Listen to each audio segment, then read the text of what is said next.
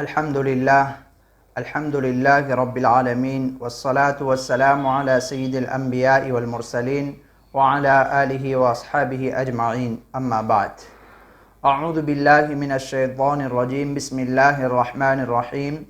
الم تر کیف فعل ربک باصحاب الفیل الم یجعل کیدہم فی تضلیل وارسل علیہم طیرا ابابیل ترمیہم بحجارۃ من سجیل فجعلہم کعصف مأکول صدق اللہ العظیم۔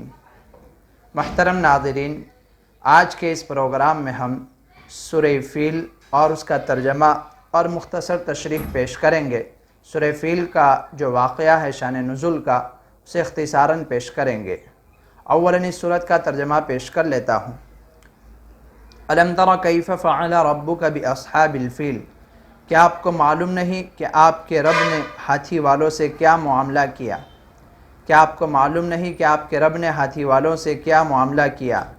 الم یجعل کیدہم فی تضلیل، کیا ان کی تدبیر کو سرتاپا غلط نہیں کر دیا؟ وارسل علیہم طیرا ابابیل، اور ان پر غول کے غول پرندے بھیجے، ترمیہم بحجارۃ من سجیل فجعلہم کعصف مأکول، جو ان لوگوں پر کنکر کی پتھریاں پھینکتے تھے۔ ترمیہم بحجارۃ من سجیل، جو پرندے ان لوگوں پر کنکر کی پتھریاں پھینکتے تھے۔ فجعلہم کعصف مأکول، چنانچہ اللہ تعالیٰ نے ان کو کھائے ہوئے بھوسے کی طرح کر دیا۔ اللہ تعالیٰ نے ان کو کھائے ہوئے بھوسے کی طرح کر دیا۔ یہ ہوا اس سورت کا ترجمہ۔ سورت کا نام سورہ فیل ہے۔ ظاہر سی بات ہے، الفیل کے معنی ہاتھی ہیں، چونکہ اس سورت کے اندر اصحاب الفیل کا واقعہ ہے جو اس وقت نبی اکرم صلی اللہ علیہ وسلم کی ولادت باسعادت کے 50 سے 55 روز قبل پیش آیا تھا۔ اس واقعے کا اجمالاً ذکر ہے اس سورت میں، اس لیے اس سورت کا نام سورۃ الفیل قرار پایا۔ یہ سورت مکی ہے۔ اصحاب الفیل کا جو واقعہ ہے، روایت کے اندر بڑی تفصیل کے ساتھ یہ واقعہ مذکور ہے، اختصاراً ہم پیش کر دیتے ہیں۔ واقعہ کچھ اس طرح کہ نبی اکرم صلی اللہ علیہ وسلم کی بعثت سے آپ کی ولادت باسعادت کے 50 یا 55 روز قبل واقعہ پیش آیا تھا،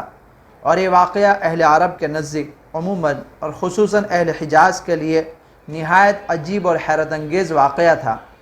اس لیے اہل عرب اس کو فراموش نہیں کر سکتے۔ واقعے کی تفصیل کچھ اس طرح ہے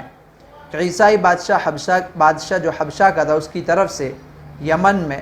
ابرہہ نامی ایک آدمی بحیثیت گورنر یا صوبیدار مقرر ہوا۔ اب اس نے دیکھا کہ تمام عرب کے لوگ حج کا طواف کرتے، حج بیت اللہ کا حج کرتے ہیں اور اس کا طواف کرتے ہیں، تو پھر اس نے سوچا کہ کیوں نہیں ہم اپنے علاقے یمن میں ایسی کوئی عمارت بنا لیں کہ لوگ اس عمارت کا طواف کریں۔ چنانچہ اس نے اپنے اس ارادے کی وجہ سے یمن کے دارالسلطنت صنعاء میں ایک عمارت تعمیر کی، اور عمارت بھی بڑی پرکشش اور پرتکلف عمارت بنائی، مرصع عمارت بنائی، جس میں سونا چاندی اور جواہرات وغیرہ کو استعمال کیا جس عمارت کی تعمیر میں، اور اس عمارت کے ارد گرد بہترین مکانات تعمیر کیے جو مسافرین کے رہائش کے لیے کام آ سکیں۔ اب اس نے اس عمارت کی تعمیر کے بعد سب لوگوں کو، اپنے ملک کے تمام لوگوں کو یہ اعلان کر دیا کہ سب لوگ اسی عمارت کا طواف کریں، اور اس نے اہل عرب کو بھی یہ پیغام بھیجا کہ وہ ہمارے اس صنعاء میں موجود عمارت کا آ کر طواف کرے۔ اہل عرب کو اس نقلی عمارت، یعنی نقلی جو بیت اللہ اس نے تعمیر کیا تھا، نقلی جو گھر تعمیر کیا تھا حج کے لیے، طواف کے لیے، اس کا طواف کرنا اہل عرب کو شاق گزرا، انہوں نے اس کو پسند نہیں کیا، چونکہ یہ جو اصلی بیت اللہ تھا وہ تو سیدنا ابراہیم علیہ السلام کی یادگار تھی، اور اہل عرب کے دلوں میں، مشرکین مکہ کے دلوں میں سیدنا ابراہیم علیہ السلام کی کچھ محبت تھی، اور آپ کے دین پر وہ کچھ نہ کچھ تو پیرو تھے آپ کے دین کے، لہٰذا انہوں نے اس کو شاق گزرا اور مناسب نہیں سمجھا، اچھا نہیں سمجھا کہ اس عمارت کو چھوڑ کر اس نقلی عمارت کا طواف کرے اور اس کا حج کرے۔ اب یہ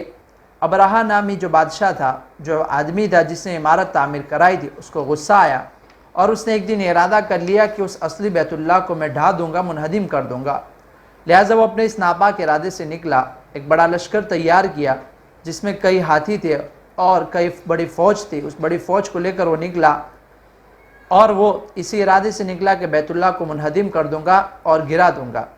چنانچہ اس کے راستے میں جو کوئی بھی قبائل عرب آئے ان سب کو اس نے تہہ تیگ کر دیا، ان کو ختم کر دیا۔ آخر میں وہ مکہ کے قریب پہنچتا ہے، پہنچ کر وہاں جا کر وہ اپنے قاصد کو بھیجتا ہے، اور اس وقت بیت اللہ کے جو متولی اعظم تھے نبی اکرم صلی اللہ علیہ وسلم کے دادا عبد المطلب، وہ آپ بیت اللہ کے متولی اعظم تھے۔ چنانچہ اس بادشاہ ابرہہ کا قاصد اور ایلچی آتا ہے اور وہ عبد المطلب سے ملاقات کر کے کہتا ہے کہ میں ابرہہ کی طرف سے قاصد ہوں، بادشاہ کا پیغام ہے کہ ہم آپ سے کوئی جنگ کرنا نہیں چاہتے، ہم آپ کو چھیڑنا نہیں چاہتے، ہمارا مقصد صرف بیت اللہ کو منہدم کرنا ہے، لہٰذا اگر تم بیچ میں نہ آئے اور ہمیں ہمارے مقصد میں کامیاب ہونے دیں گے تو ہمیں تم سے کوئی سروکار نہیں، ہمیں تم سے کوئی مطلب نہیں، بس صرف ہم اپنا ارادہ جو لے کر آئے ہیں، جس ارادے کے ساتھ آئے ہیں اس ارادے کی تکمیل کر کے ہم واپس ہو لیں گے۔ اب اور اگر تمہارے اندر ہمارے سے جنگ کرنے کی قوت ہو تو پھر سامنے آ جائیں۔ اب عبد المطلب نے چونکہ مشورہ کر کے جواب دیا کہ بیت اللہ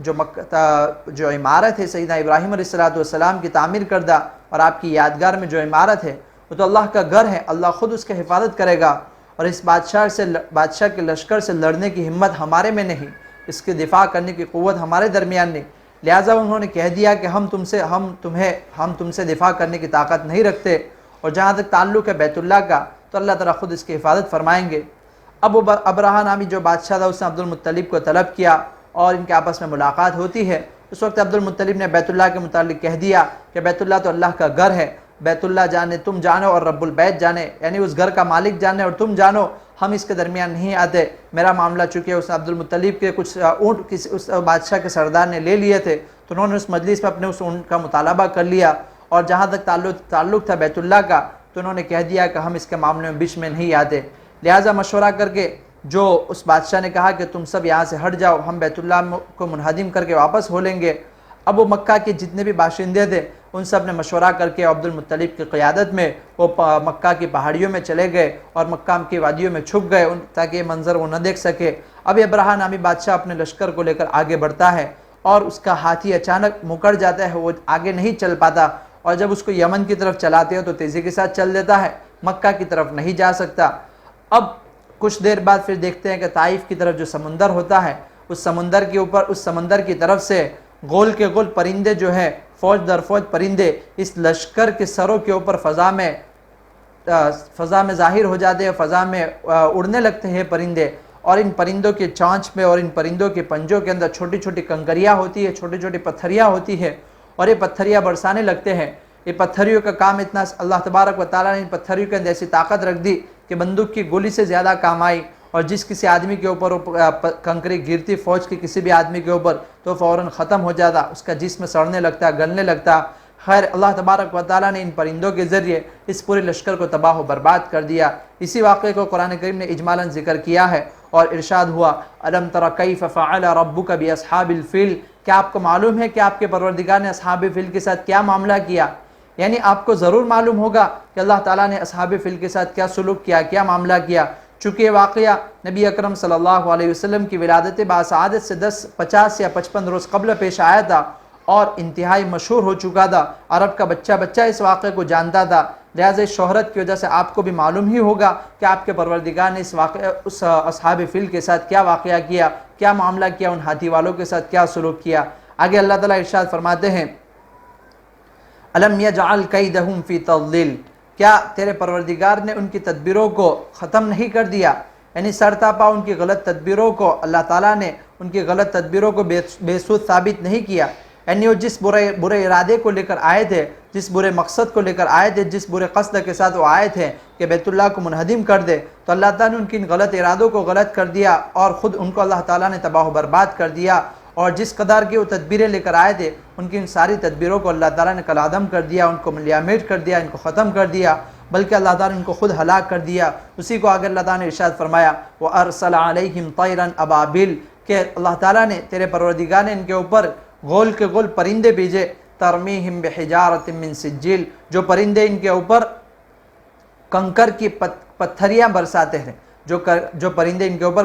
کنکر کی پتھریاں پھینکتے تھے، پتھریاں برساتے تھے، اور ان پتھریاں اتنی سخت تھی کہ بندوق کی گولی سے بھی زیادہ کام آئی، اور جس کسی آدمی کے اوپر وہ کنکر کیا گرتی تھی تو اس کا جسم سڑ جاتا، گل جاتا، خود ابرہہ بھی اس سے بچ نہیں سکا اور اس کا جسم بھی اسی کنکری کی وجہ سے سڑ گیا، گل گیا۔ ایک روایت کے مطابق وہ اپنا جسم بچا کر، خود اپنی جان بچا کر وہ بھاگنے میں کامیاب ہو گیا، لیکن اس کنکری کے لگنے کی وجہ سے اس کا جسم گلتا رہا، سڑتا رہا، اور وہ یمن اس حال میں پہنچا کہ وہ گوشت کا لوتھڑا رہ گیا۔ پھر اچانک اس کا دل پھٹتا ہے اور اس کی موت ہو جاتی ہے۔ خیر اللہ تبارک و تعالی ان پرندوں سے اللہ تعالیٰ نے اس پورے لشکر کو تباہ و برباد کر دیا اور ان کا حال ایسا کر دیا کہ فجعلہم کعصف مأکول، گویا کہ وہ کھائے ہوئے بھوسے کی طرح ہو گئے۔ یعنی جس طرح گائے بیل گھاس چارہ کھاتے ہیں اور گھاس چارہ کھا کر جو چھوڑ دیتے ہیں تو چھوڑا ہوا حصہ بالکل بھوسے کی طرح ہوتا ہے، پراگندہ ہوتا ہے اور بالکل منتشر ہوتا ہے، اسی طرح اللہ تعالیٰ نے اس پورے لشکر کو پامال کر دیا، ان کو پراگندہ کر دیا اور منتشر کر دیا کہ اللہ تعالیٰ نے ان کو اس طرح ہلاک، تباہ و برباد کر دیا۔